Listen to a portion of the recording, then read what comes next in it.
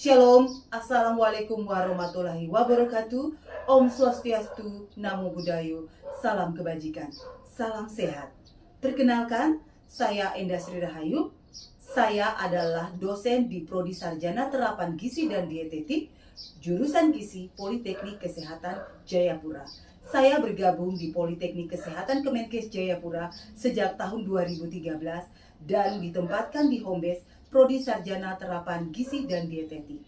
Bidang ilmu yang saya ampu adalah bidang ilmu gizi dengan beberapa mata kuliah diantaranya adalah ilmu gizi, konseling gizi, aplikasi komputer, biokimia gizi, diet penyakit tidak menular, diet anak, dan diet penyakit infeksi. Pada video pembelajaran kali ini saya akan menyampaikan materi perkuliahan dengan topik asuhan gizi kurang energi protein yang merupakan salah satu topik yang terdapat pada mata kuliah diet penyakit tidak menular. Diet penyakit tidak menular merupakan mata kuliah keahlian dan wajib diambil oleh mahasiswa semester 5 Prodi Sarjana Terapan Gizi dan Dietetik di Politeknik Kesehatan Kemenkes Jayapura. Mata kuliah diet penyakit tidak menular terdiri dari 4 SKS, yaitu 2 SKS teori dan 2 SKS praktek.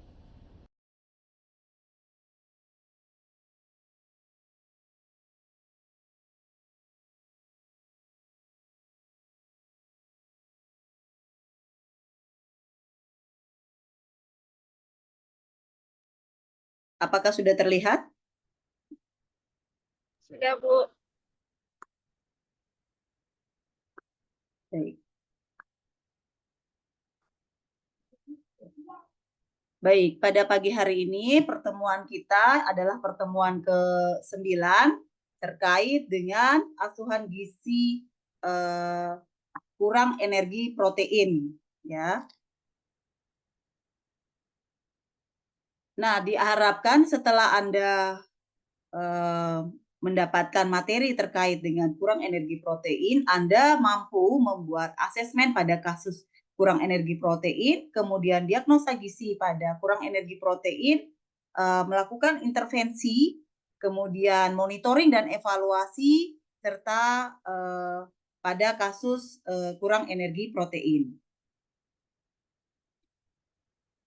Jadi kalau kurang energi protein itu memang merupakan suatu penyakit ya, yang ditandai dengan kelainan patologi yang diakibatkan oleh defisiensi protein saja atau energi saja atau keduanya secara kuantitatif maupun kualitatif ya, yang biasanya hubungannya dengan penyakit infeksi ya. Jadi pada KEP itu biasanya hubungannya juga dengan penyakit infeksi. Nah, di Indonesia masalah gizi balita itu ya secara garis besar ada 3 sebenarnya. Wasting yang pertama itu adalah ada gizi kurang dan gizi buruk. Jadi nanti pada kesempatan ini kita akan lebih membahas tentang gizi buruk ya, gizi buruk atau kurang energi protein yang biasa dikenal juga seperti itu.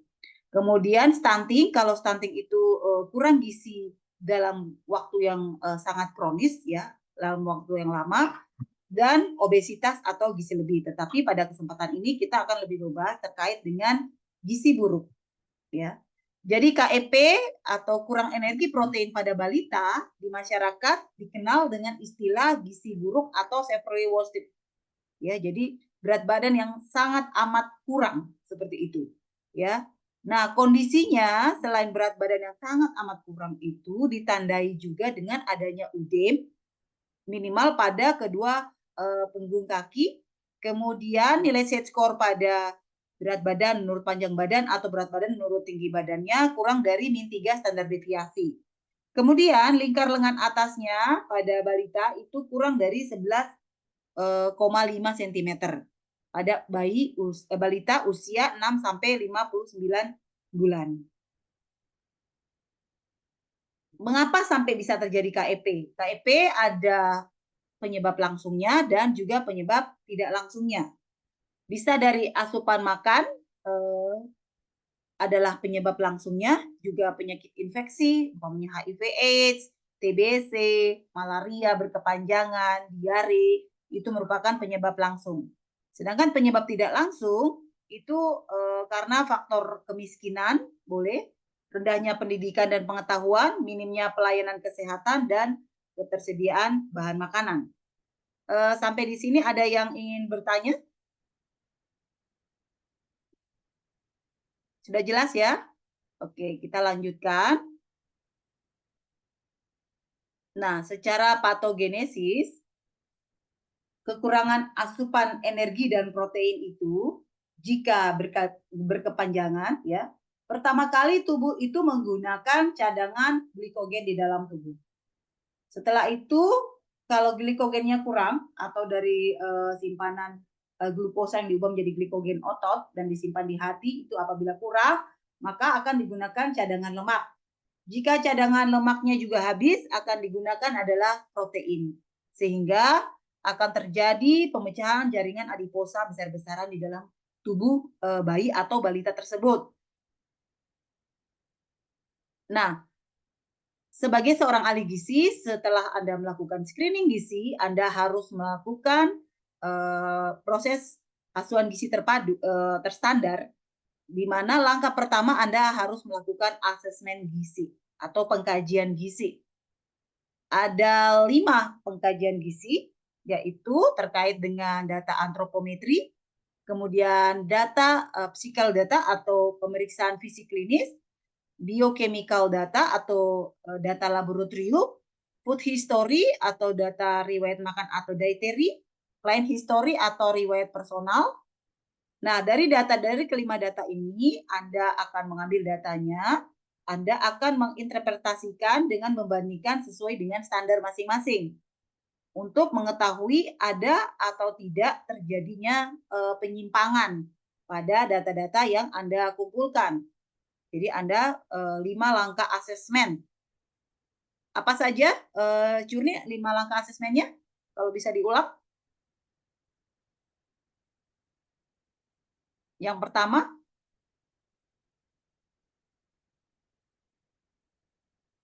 atau Jupita, asesmen gizi yang pertama apa?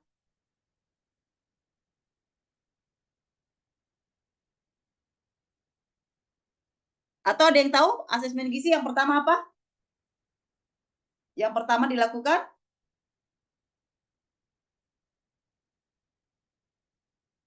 Antropometri, kemudian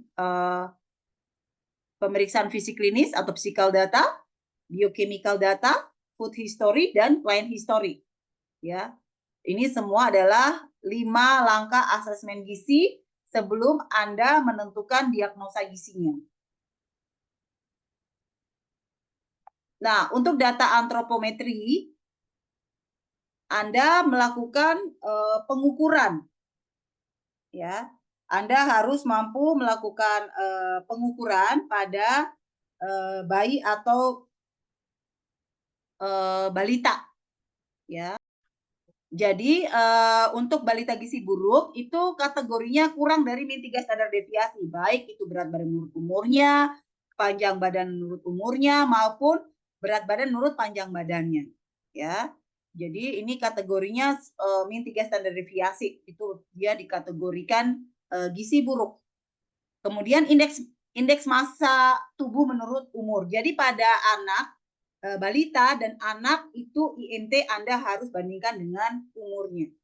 Ya, dia tergolong gizi buruk jika dia nilai set skornya min 3 standar deviasi untuk IMT menurut umur pada bayi 0 sampai 60 bulan. Ini cut off point berdasarkan SK Kemenkes 2020.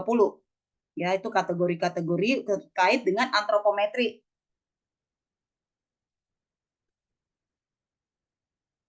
Kemudian data fisik klinis. Ya. Data fisik itu bisa terlihat dengan mata, sedangkan data klinis itu melalui pengukuran. Ya. Data fisik ini khusus untuk balita dengan kurang energi protein atau balita gizi buruk mempunyai 3 golongan, yaitu marasmus, kekurangan energi, kemudian kwashiorkor kekurangan protein, dan marasmik kwashiorkor kekurangan energi protein. Ya, ini KEP berat, kekurangan energi protein yang dalam kondisi berat atau biasa disebut gizi buruk. Tanda-tanda klinisnya yang marasmus, anaknya kurus, ya, wajahnya seperti orang tua, sering cengeng atau rewel, lapisan lemak di bawah kulit sangat sedikit, ya, otot menyusut atau lembek, ya, kemudian tulang rusuk nampak jelas, tulang belakang lebih menonjol dan di kulit pantat berkeriput, tulang pipi menonjol, mata besar dan dalam, tekanan darah, detak jantung, serta pernafasan yang kurang. Ini adalah tanda klinis dari marasmus. Sedangkan tanda klinis dari kwashiorkor yaitu udem, terutama pada kaki bagian bawah, bentuk mukanya bulat seperti moon face, rambutnya tipis seperti rambut jagung, seperti itu, kulitnya kering serta ada bercak-bercak putih dan merah muda pada dengan tepi yang hitam. Dan pada kwashiorkor biasanya terjadi hepatomegali atau pembesaran hati. Nah, ini adalah gambaran dari kondisi udem atau pada anak-anak yang kwashiorkor biasanya khas dengan udem seperti itu ya. Ada udem ringan itu hanya pada kedua punggung kaki, kemudian udem sedang pada punggung kaki dan tungkai bawah dan lengan bawah. Kemudian udem berat itu seluruh tubuh atau udem anasarka. Jadi ini adalah tingkat derajat dari udem. Kemudian yang ketiga adalah marasmik kwashiorkor. Marasmik kwashiorkor ini merupakan tanda-tanda gabungan dari marasmus dan kwashiorkor, di mana pada balita ini sudah terjadi kekurangan energi dan protein dalam waktu yang lama seperti itu ya. Jadi cadangan karbohidratnya atau cadangan energinya sudah sangat berkurang dan juga proteinnya ya. Pasti saja terjadi gangguan pertumbuhan, resi pavement dermatosis, kemudian rambutnya tipis, ya, rambutnya tipis dan pirang dan mudah dicabut, muka seperti orang tua, udem pada anggota bagian bawah, ya. Jadi ini merupakan tanda-tanda gabungan dari marasmus dan kwashiorkor, ya. Yang khas di kwashiorkor adalah tadi ada udem. Nah, di sini dia sudah muka kurus sekali tetapi juga ada udem, ya. Ini pada marasmik kwashiorkor.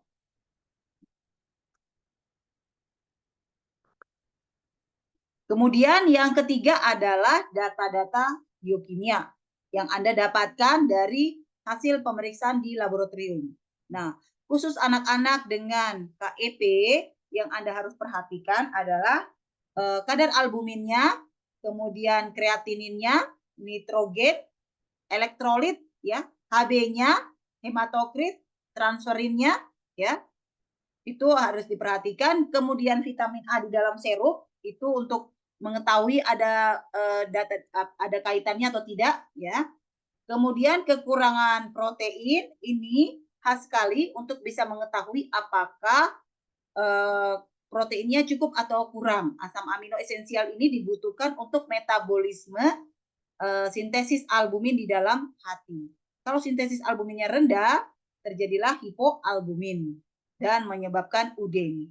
Kemudian gangguan metabolisme lemak, kemudian mineral yaitu dari Fe, kalsium dan zinc juga pasti berkurang. Ya, ini data-data biokimia yang Anda bisa gali dari pasien atau data-data yang Anda akan dapatkan di rumah sakit nanti atau di puskesmas. Tetapi untuk kasus gizi buruk memang itu penanganannya rujukannya ke rumah sakit pada umumnya karena fasilitas di rumah sakit itu lebih lengkap. Kemudian yang keempat adalah food history atau data riwayat makan. Anda harus menggali, kalau untuk bayi berarti Anda harus tanya apakah dia masih diberikan ASI atau tidak. Kalau untuk anak di bawah 6 sampai 23 bulan Anda harus tanya riwayat MPASI-nya bagaimana. Pola makan di keluarga bagaimana? Adakah pantangannya? Ataukah ada makanan yang dia tidak sukai atau protein tertentu yang dia tidak sukai? Apakah jangkauan akses makanannya dapat dipenuhi di dalam keluarga itu terkait dengan kondisi sosial ekonominya ya, bapaknya kerja atau mamanya kerja atau tidak, kemudian budaya makannya di situ ya, ketersediaan makanan, apakah daerah itu tandus atau dia terjadi kelaparan sehingga akses makanannya sangat susah. Itu Anda harus gali ya. Jadi Anda harus gali data-data tersebut lebih mendalam untuk bisa mendapatkan atau memberi kesimpulan dari riwayat makan pasien yang ditangani. Kemudian juga riwayat klien. Apakah dia punya riwayat penyakit HIV, TBC, atau diare, atau malaria terus-menerus, ya? Ataukah di rumah orang tuanya atau keluarganya ada yang TBC, ya? Atau memang orang tuanya menderita HIV sehingga dia menularkan ke anaknya pada saat di kandungan dulu. Kemudian juga kebersihan lingkungan, kondisi politik masyarakat, ya, pendapatan keluarga, bagaimana bapaknya kerja atau tidak, ya. Kemudian jumlah anggota keluarga di rumah ada berapa orang, yang di dalam satu rumah apakah satu dapur atau beberapa dapur seperti itu, ya. Aktivitas fisiknya juga ditanyakan ya atau pola tidur seharinya. Nah, setelah Anda melakukan asesmen, Anda harus menetapkan diagnosa. Ya, 3 poin penting pada diagnosa gizi adalah ada problemnya, etiologinya, kemudian sign dan simptomnya, ya. Nah, ini saya coba mengangkat terkait dengan problemnya, ya. Kemungkinan problem pada pasien gizi buruk adalah adanya peningkatan kebutuhan energi di atas kebutuhan rata-rata. Etiologinya bisa karena anabolisme, bisa karena aktivitas fisik. Sign simptomnya terjadi penurunan berat badan yang tidak disengaja selama 6 bulan terakhir. Kemudian peningkatan BMR, peningkatan aktivitas fisik seperti itu. Atau dia kekurangan intake energi. Bisa karena faktor psikologis, peningkatan kebutuhan atau penyakit infeksi bisa. Sign simptomnya penurunan berat badan ya, ketidakcukupan intake diet, kelebihan konsumsi alkohol ini kalau pada orang dewasa untuk kasus-kasus, tetapi kalau untuk pada balita tentunya tidak ada. Mungkin terkait dengan obat-obat tertentu seperti itu ya. Ini kemungkinan diagnosa yang bisa dibuat. Dan juga ada beberapa diagnosa gizi ya, nutrisen intake, nutrisen klinis, dan nutrition behavior. Ya, ini ada beberapa diagnosa gizi. Mungkin ada yang masih ingat untuk diagnosa gizi ada berapa domain?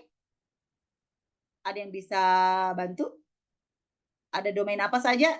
Ada 3 domain untuk diagnosa gizi. Domain apa? Domain intake. Domain apa lagi? Evelyn? Intake. Yang kedua apa? Behavior. Behavior ada lagi satu? Klinis. Klinis ya. Jadi itu Anda harus tahu ada 3 domain itu tadi ya. 3 domain. Nah, itu biasanya pada saat Anda membuat diagnosa gizi, itu Anda lihat dulu ada masalah tidak di intake-nya. Atau setelah itu baru Anda lihat di klinisnya dan behavior. Behavior lebih ke arah terkait dengan perilaku atau pola makan, seperti itu. Ketersediaan makan, pengetahuan, itu masuk di behavior semua.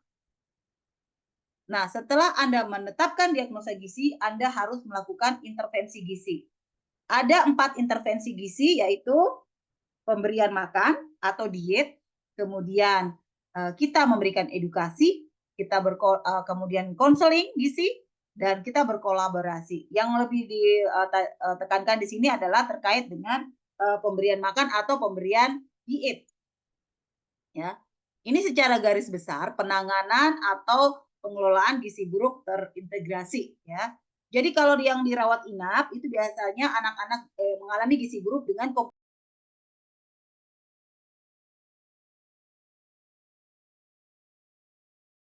rehabilitasi. Yang digunakan di sini adalah F75 dan F100. Sudah tidak lagi menggunakan F135. F75 diberikan pada balita yang mengalami UDEM. Kalau dia tidak mengalami UDEM, berarti diberikan F100 yang diencerkan setiap 2-3 jam. Ya. Kemudian fase transisi, ya. Fase transisi itu jika dia sudah membaik, di fase transisi nafsu makannya 90%, menghabiskan satu formula, dia akan pindah ke fase rehabilitasi, ya. Ini adalah gambaran 10 tata laksana gizi buruk, ya. Jadi fase stabilisasi itu hari pertama sampai hari kedua. Fase transisi hari ketiga sampai hari ketujuh. Fase rehabilitasi minggu kedua sampai minggu ke-6. Fase tindak lanjut minggu ke-7 sampai minggu ke-26. Anda dapat lihat di situ pada fase stabilisasi itu pertama mencegah hipoglikemi, hipotermia, dehidrasi. Itu adalah tindakan pertama sekali pada saat pasien masuk di UGD. Kemudian nanti setelah dia masuk di ruang rawat inap akan diberikan formula dan juga pada stabilisasi. Porsinya kecil tapi sering, maksudnya itu mililiternya itu sedikit, ya. Jadi kemudian bisa diberikan secara oral atau nasogastrik. Energinya 80 sampai 100 kilokalori. Jadi Anda pada saat menyusun menu nanti dimulai dari tahap yang lebih bawah dulu nih pada stabilisasi. Jangan langsung 100 kilokalori per kilogram berat badan. Sesuaikan dengan kondisi pasien, apalagi dia baru masuk hari pertama. Kemudian proteinnya 1 sampai 1,5 gram per kilogram berat badan per hari, ya. Cairannya tadi Ibu bilang kalau ada UDEM berarti 100 mili kilogram per berat badan per hari. Nah, cairan ini dihitung semua, ya. Dihitung adalah dari formula yang dikasih. Kemudian kalau ada air putih yang dikasih itu dihitung kebutuhannya per kilogram berat badan. Kemudian izin mungkin yang ada suaranya di mute dulu.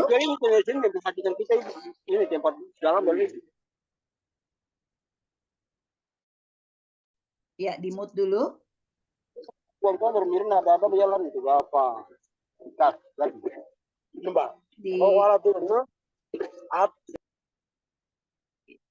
Iya.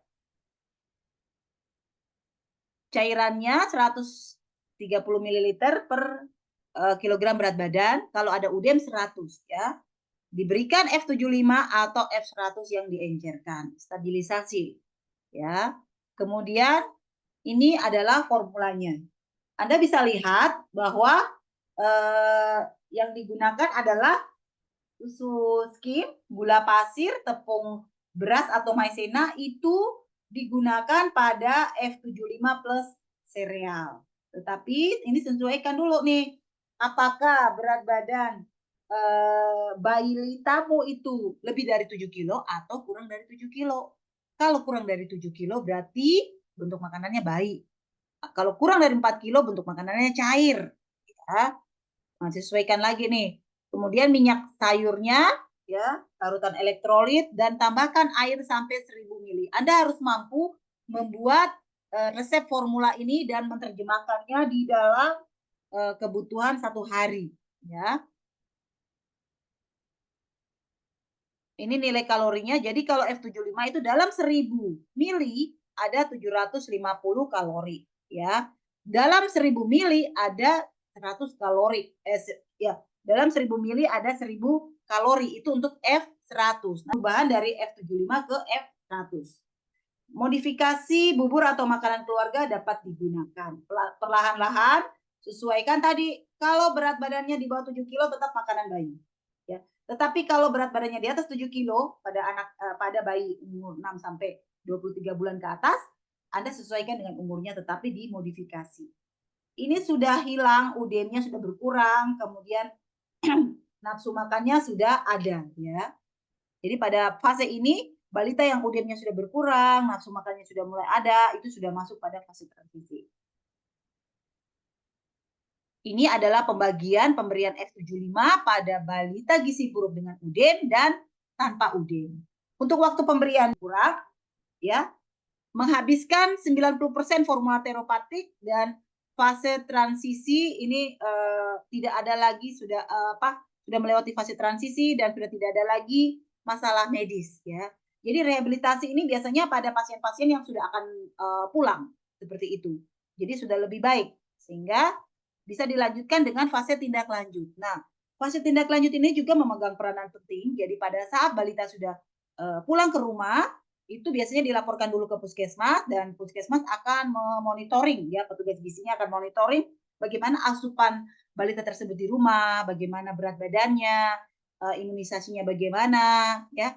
Kemudian diberikan stimulasi tumbuh dan kembang, kemudian dimotivasi untuk tetap datang ke posyandu untuk mendapatkan pemantauan rutin pertumbuhan bayi atau balitanya. Jadi fase tindak lanjut ini juga penting. Jadi tidak hanya fase rehabilitasi terus selesai, ya, tetapi tetap harus dimonitoring berat badannya, asupannya, ya, stimulasinya bagaimana. Setelah Anda melakukan asesmen, kemudian diagnosa, intervensi, Anda juga harus melakukan monitoring dan evaluasi, ya. Pasien itu dikatakan sembuh dari gizi buruk kalau hasil set score-nya itu lebih dari min 2 standar deviasi. Kemudian lilanya juga sudah lebih dari 12,5. Tidak lagi ada UDEN atau penyakit komplikasinya sudah sembuh gitu. Jadi karena gizi buruk ini lebih banyak disebabkan kalau di Papua lebih banyak disebabkan karena kondisi penyakit infeksi, ya, penyakit infeksi, TBC, HIV/AIDS itu biasa penyebab terbanyak untuk gizi buruk, ya, lebih banyak penyakit infeksinya. Ini pasien-pasien yang dinyatakan sembuh untuk kategori usia 6 sampai 59 bulan dan usia 0 sampai 6 bulan dan lebih dari 6 bulan dengan berat badan di bawah 4 kilo. Kalau dia berat badannya sesuai dengan di atas 4 kilo, usia 6 sampai 59 bulan dinyatakan sembuh, itu Anda bisa melihat dari sudah tidak ada komplikasi, sudah tidak ada UDEM, nafsu makannya baik, ya. Secara klinisnya baik, ya, tekanan darah, nadi, respirasi, ya. Kemudian selama 2 minggu berturut-turut itu lilanya 12,5. Nilai set score-nya lebih sama dengan min 2 standar deviasi. Tidak ada UDEN, ya. Itu dinyatakan sembuh berat badannya per hari, ya. Kemudian Anda akan melihat Anda akan mengevaluasi apakah dia berhasil atau tidak terapi yang saya berikan. Itu jika kenaikan berat badannya kurang dari 50 gram, ya, per kilogram berat badan, itu berarti kurang. Berarti ada yang kurang. Apakah masih ada infeksi yang belum terdeteksi atau asupannya kurang baik, ya. Sehingga kalau Anda dapatkan hasil evaluasi seperti itu, Anda akan kembali ke awal melakukan screening, kemudian Anda akan menentukan asesmennya dan melakukan diagnosa ulang seperti itu, ya. Kemudian kalau kenaikan berat badannya bagus, berarti Anda tetap melakukan monitoring terus-menerus dan mengevaluasi hasilnya. Ya, teruskan pemberian makan sesuai jadwal. Sampai di sini mungkin ada yang ingin ditanyakan terkait dengan KEP? Karena kasus ini juga lumayan banyak di kita setelah meningkatnya kasus HIV/AIDS pada anak-anak juga mengalami tadi, ya, karena penyakit infeksi sehingga mengalami kasus gizi buruk.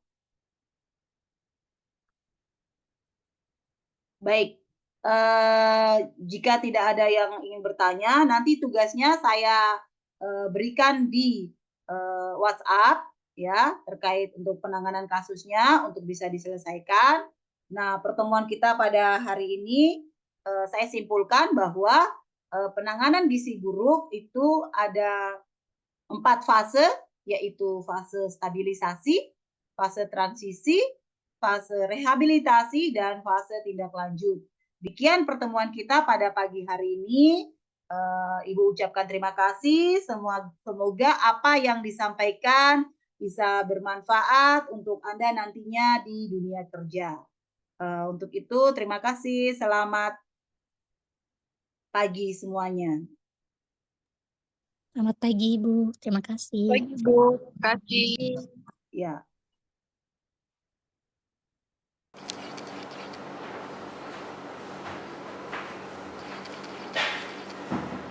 Demikian penyampaian video pembelajaran saya pada kali ini. Saya ucapkan terima kasih. Shalom, salam sejahtera buat kita semua. Sukses selalu.